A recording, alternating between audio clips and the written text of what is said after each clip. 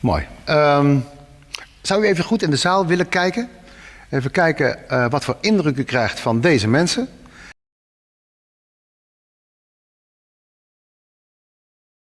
En dan moeten we even kijken naar een actueel filmpje, omdat we daar even over zullen moeten spreken.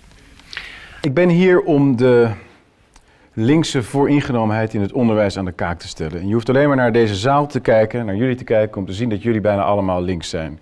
Ik zie het aan de gezichten, ik zie het aan de kleding.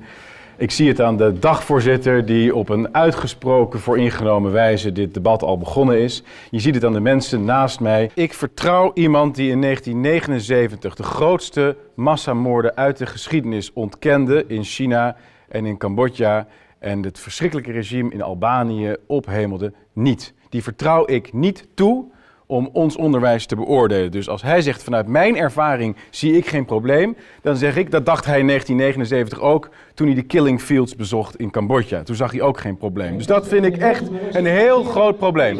Ik ga me niet op deze manier laten koeioneren door een uitgerangeerde NPO-presentator. Maar ik heb een heel gerechtvaardigd punt te maken, namelijk dat er vanuit deze school zeer ernstige laster jegens mij en mijn partij is verspreid. Naar aanleiding van leerlingen die mij daarop hebben gewezen, heeft Forum voor Democratie honderden berichten van scholieren van heel Nederland binnengekregen. Van eruit gestuurd worden als ze voor Trump waren. Van verplicht in Inconvenient Truth van beroepscharlatan Al Gore moeten kijken. Tot Ramadan-vieringen. Noem het allemaal op. Dankjewel. Dank. Alsjeblieft. Hey, dank, tot ziens. Ja. Tot ziens. Over dat laatste is, je wil het niet geloven. Wij kregen een bos bloemen, kletsnat. Dus ik gaf hem een hand en ik had kletsnatte handen en hij ook. Dus ik deed dit.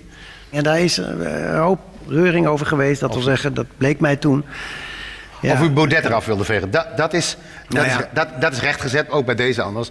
Het is een filmpje overigens wat gemaakt is door Forum voor Democratie. En ongeveer zo uitgezonden. Maar het punt dat hij maakt. Het punt dat hij maakt, dat u nog steeds in één adem genoemd kunt worden met de regimes die u openlijk gesteund heeft. En op deze manier, nu als voorzitter van de VO-raad, min of meer door een gedeelte van het electoraat aan de kant gezet kan worden. Een groeiend deel van het electoraat.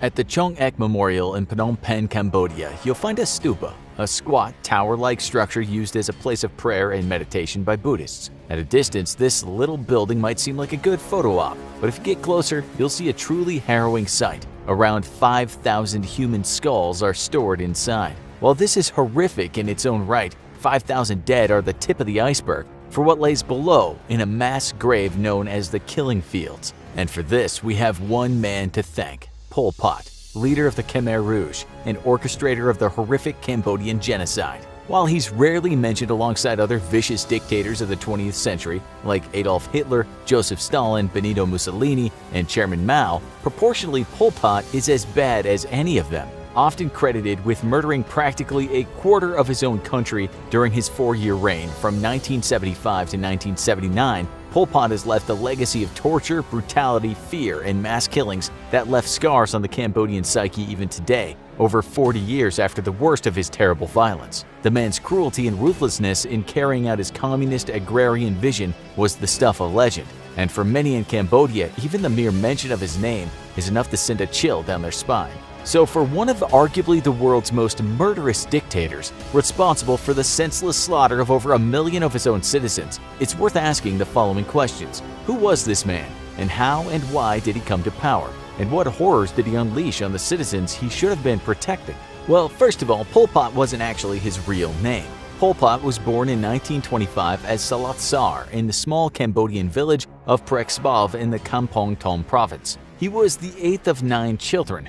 The Cambodia that Sar was born into was once still under French colonial rule, which was naturally a point of contention between the Cambodian people and the powers that be over in France. Though Sar himself was unlikely to have felt the ripples of this personally, having been born into a relatively well-off landowning farming family. His family owned 50 acres of rice paddy, which was over 10 times the national average at the time. so it was fair to say that he lived a pretty charmed life early on. So just how did this upper crust 1%er end up murdering a quarter of his own country? Salazar would make for a terrible student, and his parents worried about his future. While not interested in education in the least, a young Tsar was immediately attracted to the revolutionary attitudes of Cambodian communists, especially those who sought independence from France. Salazar began using the revolutionary pseudonym Pol Pot, short for the French phrase politique potentielle, or potential politics. In politics, he found what he believed to be his true calling.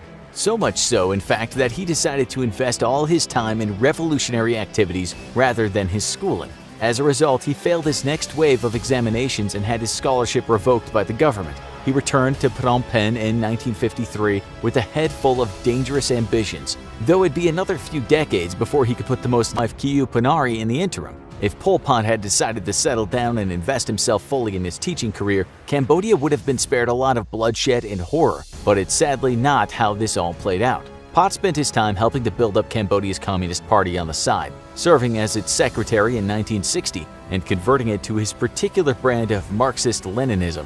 However, it's time. After that, they want to come back. Those who attend his seminars feel enlightened by his teaching, his explanations, and his vision. He's like a father to us. Much like another one of his contemporaries, Nazi leader Adolf Hitler, Pol Pot ran his political movement not unlike a cult, a group with a loose ideology congealed around a charismatic leader. Ultimately, what ushered Pol Pot into power were the conditions of absolute chaos occurring in the late 60s and early 70s.